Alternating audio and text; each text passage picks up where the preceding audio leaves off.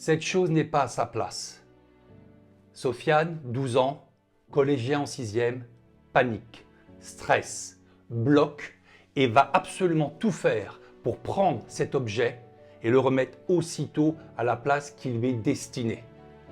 Il est capable de bloquer en boucle, tout le temps, tant que cette chose n'est pas précisément là où elle devrait être, et il va passer toutes les pièces de la maison en revue et fera exactement la même chose. Voici l'histoire incroyable de Sofiane qui ne supporte pas que chaque chose ne soit pas à sa place. Cette histoire commence quand cette maman vient me voir en cabinet avec Sofiane, 12 ans, qui est en 6e collégien. Elle m'explique que son fils, Sofiane, est pratiquement pris de TOC, trouble obsessionnel du comportement, me dit-elle, parce qu'en fait, il ne supporte pas, lorsqu'il arrive à la maison, de voir quelque chose qui n'est pas à la place qu'elle est censée occuper. Exemple, si dans le salon, la télécommande de la télé, du DVD, se trouve sur la table basse, mais pas sur le support en bois à côté de la télévision où on range les télécommandes, il va voir la télécommande, il va stresser, paniquer, angoisser, va se précipiter, la prendre et la ranger. Et il va scanner comme ça les pièces pour voir si chaque chose est à sa place.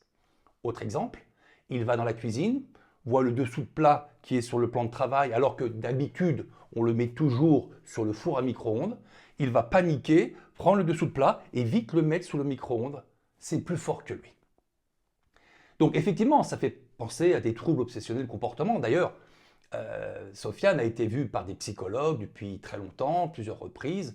Tout ça a été fait avant. Moi, je ne suis jamais dans un côté médical. Je ne rentre pas dans le côté médical. Ça ne m'intéresse pas. Et donc, il a fait tout ça, il a été suivi. Malheureusement, le problème perdure. Toujours. Je lui demande, mais ça fait combien de temps que c'est comme ça? Elle me dit, ça fait des années. Des années. Et, me dit-elle, pour elle, elle ne sait pas pourquoi, elle pense que c'est depuis la mort de son oncle, donc son frère à elle, qui est décédé il y a des années. Mais elle n'est pas sûre et elle ne sait pas trop pourquoi. D'accord. Sofiane n'est pas bien. Lorsqu'il est venu et qu'on parle de ça, on sent qu'il n'est pas bien, il est stressé parce qu'il a honte d'être comme ça fait des années que ça dure, rien ne change, il sait qu'il ne devrait pas le faire, il ne peut pas ne pas le faire, c'est plus fort que lui. Je lui explique simplement, en premier lieu, écoute Sofiane, on ne va pas faire ce que tu as fait jusqu'à présent, on va interroger ton corps pour voir quel est l'événement qui est à l'origine de ça, il y a forcément une solution, on va le faire ensemble. Déjà, ça pose un petit peu l'attente qu'il peut avoir par rapport à ça. Il voudrait vraiment que ses parents n'aient plus ce problème-là pour lui parce que c'est pénible au quotidien. Petite précision, Sofiane ne fait ça que à la maison. Il ne fait pas ça lorsqu'il est à l'école, avec des amis, en famille ou chez les autres, ce qui est déjà une très bonne chose. Mais chez lui, c'est pas possible de ne pas le faire. Donc, comme maintenant tu l'as compris, je vais donc faire la trame de travail. Sofiane est allongé sur la table de travail. Il pense dans un premier temps à une chose agréable, positive, quelque chose de positif. Lorsqu'il pense à ça, il se sent bien. Moi, quand je teste son corps et son système, il n'y a pas de stress non géré, tout va très bien. Et puis, je lui dis de penser exactement qu'il soit en train de rentrer chez lui et il voit ces télécommandes sur la table basse du salon, comme s'il le faisait en vrai. Lorsqu'il pense à ça, on sent que les yeux commencent un petit peu à clignoter, la respiration est différente, on sent que ses bras commencent à être tendus, il se passe quelque chose. Moi, je teste son système énergétique pour voir si à ce moment-là, l'émotion est gérée ou pas. Et effectivement, j'ai un plomb qui saute, entre guillemets, et nous mettons cette information en mémoire. Je demande à Sofiane, comment te sens-tu? Il me dit qu'il est stressé, il a envie de pleurer, il a la gorge serrée, il a du mal à respirer, il est stressé. Quand même, hein. Et 10 sur 10. Bon. Une fois qu'on a fait ça, on va interroger pour voir ce qui se passe. Première chose, le centre énergétique qui est en déséquilibre lorsque Sofiane est confronté à ces situations chez lui au quotidien. Lorsque je teste son système énergétique, c'est le centre énergétique qui est sur le sternum, qu'on appelle le cardiaque antérieur, qui est en déséquilibre, qui se met en court-circuit dans ces situations-là. Je lui explique que le cardiaque antérieur est relié au cœur, au sang, et c'est toujours associé à la thématique du clan, de la famille, de l'affectif, des gens qu'on aime, etc. Ensuite, lorsque je teste l'émotion qui monte dans son corps lorsqu'il est pris par ces comportements-là, c'est l'émotion insécurité qui est associée à ça.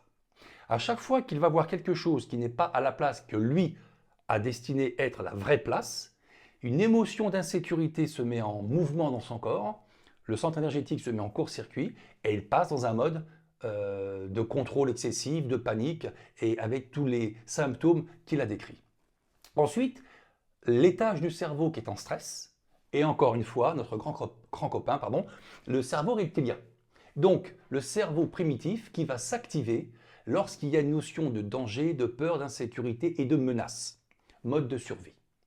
Donc, à ce stade, Sofiane, 12 ans, ne gère pas de voir quelque chose qui n'est pas la place qu'il devrait occuper normalement et pour lui, parce qu'il y a une émotion d'insécurité non gérée qui fait sauter un plomb sur son cardiaque antérieur, centre énergétique sur la poitrine, et qui active le cerveau reptilien, qui le bascule en mode de survie et d'insécurité. Ça, c'est le problème de son comportement, depuis des années. Maintenant, je teste quel est l'événement initial qui a provoqué ça. Donc je pars du présent, et j'interroge le corps pour remonter sur l'âge où cette émotion d'insécurité non gérée a été ressentie. Et je tombe sur les 7 ans. Je demande à sa maman, 7 ans, est-ce que ça vous parle? C'est la mort de mon frère, c'est la mort de son oncle. Ah, encore une fois. Alors voilà ce qui se passe. Cette maman me décrit que Sofiane a eu une relation super avec son oncle. Il l'adorait, ils étaient souvent ensemble, son oncle bricolait, mécanique, faisait du bois, et donc Sofiane était toujours avec lui, très souvent. Il aimait bien bricoler avec lui, dans son atelier, il aimait beaucoup son oncle, et réciproquement. Et du coup, son oncle lui avait toujours appris à être méticuleux, travailler avec passion, avec respect. On respecte les outils, on respecte les choses. Et donc, il avait même un établi avec le dessin au crayon à papier des objets, le marteau, le tournevis, les clés, numéro 12, numéro 8, numéro 5. Il a enseigné à Sofiane de toujours mettre les choses correctement à leur place parce que c'est plus facile pour travailler, on s'y retrouve mieux, on travaille mieux, etc. Donc, il y a la notion que chaque chose soit à sa place dans la relation de bricolage qu'il avait avec son oncle. Mais ce n'est pas ça le problème. On pourrait croire que c'est ça, mais ce n'est pas ça le problème. Je demande à sa maman, qu'est-ce qui s'est passé pour votre frère? Et voilà ce qu'elle me dit. Elle me dit que ce jour-là, son frère, l'oncle de Sofiane, était parti sur la route quelque part et il a eu un accident. Il s'est endormi au volant et sa voiture s'est déportée sur la gauche à l'entrée d'un virage et il y a une camionnette qui venait en face. Le virage était un petit peu serré, il était sur la voie de gauche, donc il n'était pas à la bonne place et la camionnette l'a percuté, il est mort sur le coup. Lorsque la maman de Sofiane me dit ça, je leur dis, donc votre frère, l'oncle de Sofiane, est mort parce que ce jour-là, il n'était pas à la bonne place de la route. Ah oui, effectivement. Sofiane, je l'ai regardé et il a compris quelque chose. Voilà la mise en mémoire initiale du problème de Sofiane.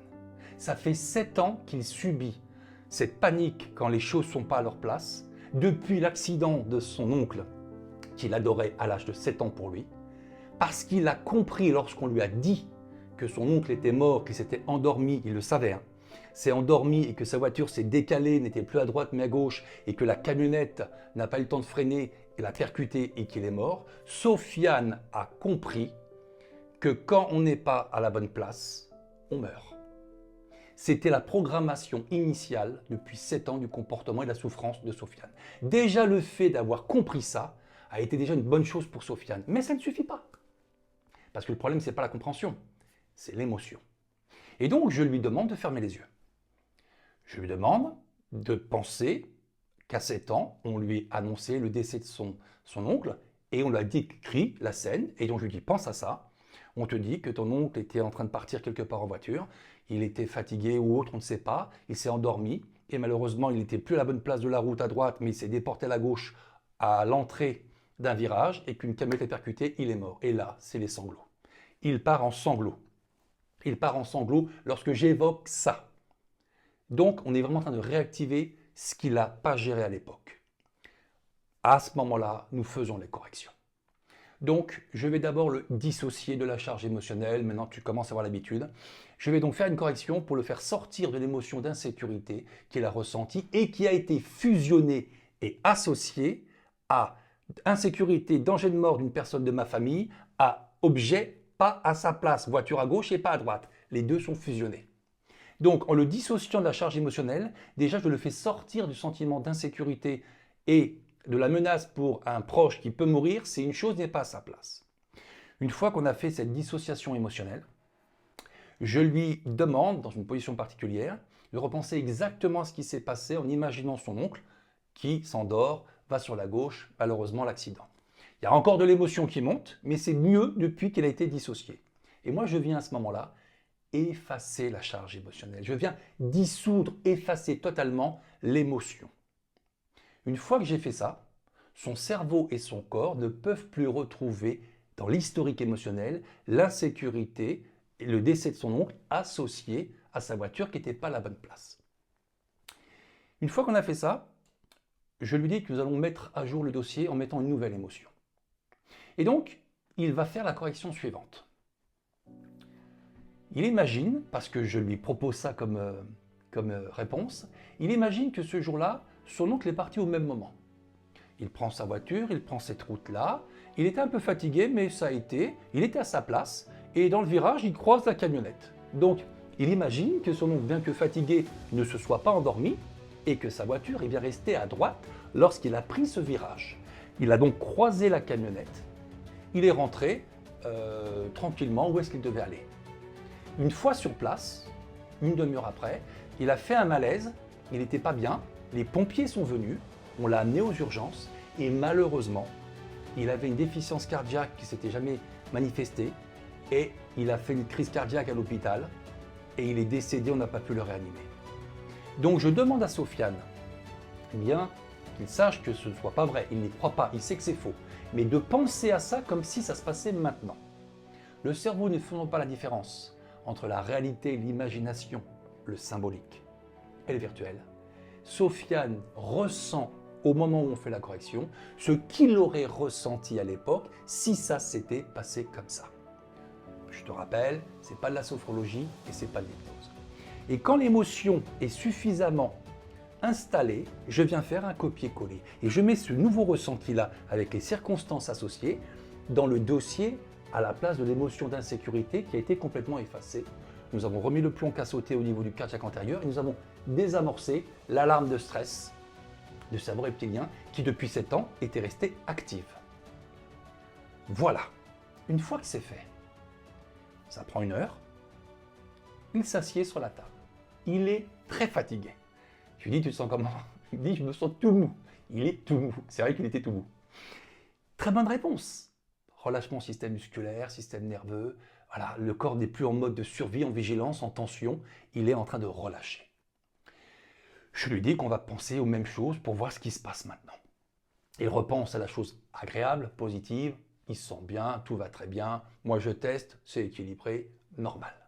Et puis, Sofiane repense exactement qu'il rentre chez lui, qu'il voit ses télécommandes sur la table basse du salon.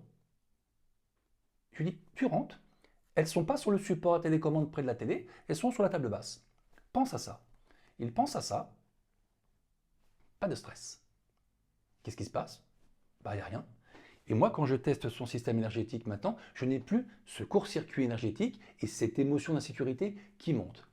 Donc le cerveau, à ce moment-là, ne fait plus la résonance, le lien, entre une chose qui n'est plus à sa place et le danger de mort ou la mort de mon oncle. Nous avons dissocié ces deux choses. Et donc là, il est capable de gérer maintenant le fait que la télécommande soit sur la table ou que le plat, le dessous de plat de la cuisine soit sur le plan de travail et pas sur le micro-ondes. Donc, très bien. Je lui dis maintenant, referme les yeux et pense à tes 7 ans. Il repense à la vraie histoire. Il repense que son oncle, qui adorait bricoler, la mécanique, le bois, avec qui il passait beaucoup de temps, lui avait toujours appris. On range ses affaires, on respecte ses affaires, on met les choses à sa place, comme ça c'est plus facile, c'est moins dangereux, il y a moins d'accidents, et puis on retrouve facilement les choses. Donc il repense à cette notion d'avoir de l'ordre et que les choses soient à leur place, comme son oncle le faisait. Il se sent bien, je teste, pas de stress, ce n'était pas là qu'était le problème au départ. Et ensuite, je lui dis, rappelle-toi, tu as 7 ans, et ce jour-là, on t'annonce que ton oncle, malheureusement, qui partait en voiture quelque part, s'est endormi. Et sa voiture qui était à droite lorsqu'il s'est endormi, s'est déportée sur la gauche, n'était plus à la bonne place, et qu'à l'entrée d'un virage, la camionnette en face n'a pas pu le temps de freiner, et il s'est fait percuter, il est mort sur le coup. Il pense exactement à la vérité qui, quelques minutes plus tôt, le mettait en sanglots. Et lorsqu'il pense à ça, il n'y a pas les yeux qui clignotent, il n'y a pas le corps tendu, il n'y a pas les sanglots.